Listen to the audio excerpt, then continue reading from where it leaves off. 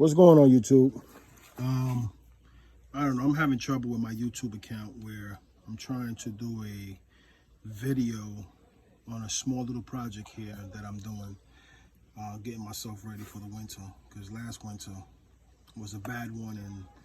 And this equipment here, this is I call this my heavy hitter. This one does the job, you know, with no problems. And what happened was this bar, it was hooked up to a shaft, and apparently the shaft broke. So I did some, I don't know, I don't even know how to explain it. I just did some makeup thing where put my head together, and instead of spending $1,500 on just the head on this snow thrower, just the head alone is about, I don't want to say $1,500. I think now it's a little cheaper, but when I bought it, which was like 4 years ago, I think it cost me like almost close to 15. I think it was like $1,300 if I'm not mistaken. But the arm broke, and when I called Craftsman and they said there's no replacement parts, you have to buy a new head attachment for the tractor, I said no, I'm not doing that, because this tractor's not even worth it. This tractor, they gave it to me. They gave me this tractor. So I said, a friend of mine was like, why don't you just put a snow thrower in front of it? And you know, I did that 3 years ago, and it worked beautiful. I finished my driveway in no time. But this is my Husqvarna. I hope I'm saying it right, because I don't know how to pronounce that name. But the Husqvarna, that's how I do my lawn with. But this is my winter equipment. So I had a little spare time. I said, you know what, let me jump on this before the winter start getting, you know, because we're just about 3/4 into summer, and you know what that means. Fall is right around the corner, because school is going to start pretty soon. So anyway, I just did some, I had this welding machine here. One of my neighbors was moving out, and she was moving into a condo, and she said, you know what, her late husband was not, you know, he had passed away. So she had this, it was brand new, and we was good neighbors, and she said she wanted me to have it. So I inherited this, and by no means, I'm not no welder.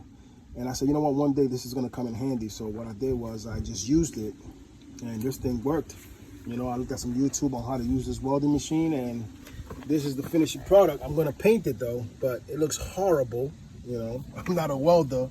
Okay, this thing looks horrible. You know what? But you know what?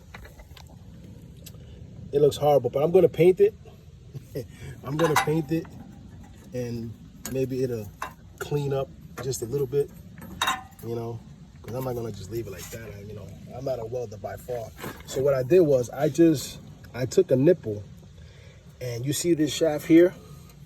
This whole shaft is connected to the bucket.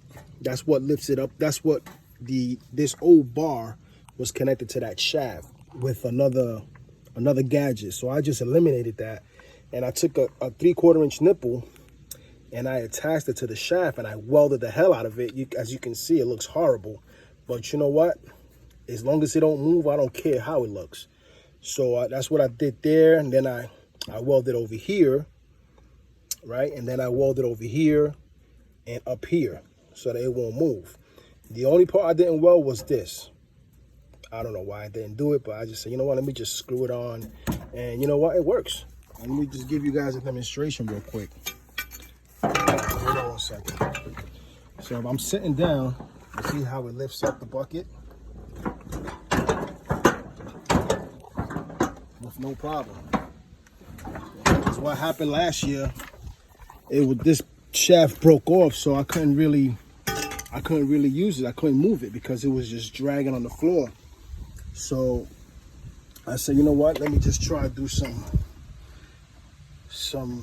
fly-by-night thing. But I think this is gonna be there for a while. So once I scrape it and clean it up a little bit and paint it, I think it should be all right.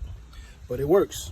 So I just wanted to show you guys, if any of you guys came across a problem like that, that's how I did it. I just eliminated what was connected to the shaft, and I just welded a nipple on there. I took a 3/4 inch T, Okay, I couldn't find no 3/4 inch all the way. So, I mean, I could have went with an elbow, but I don't know. I'm probably gonna invent something and use this, make use out of this. I don't know. But this is my finishing product. So once I paint it, I think it should be all right. But it works. I mean, the handle's a little short. Well, what I'm gonna do is I'm gonna add a coupling and another, maybe like a 3-inch nipple, just so I can reach it. So I won't have to extend too far over. And then over here, I'm gonna let me see. I'm about to show you guys, because I don't have nothing to hold it. Because before it used to hold with the when you raise it, it'll click on that shaft. It'll click and it'll lock and it'll stay up.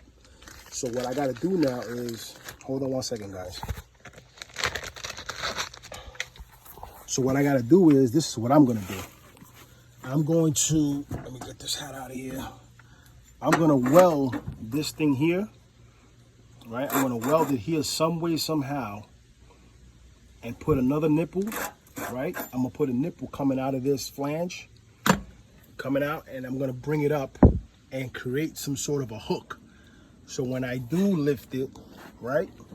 When I lift it, it can hold it up. You know what I'm saying? That's, you know, like I said, I'm just doing some fly-by-night thing, and it so far is working, because I need this bad boy to work this winter. Because last winter we had a bad one. So let's see.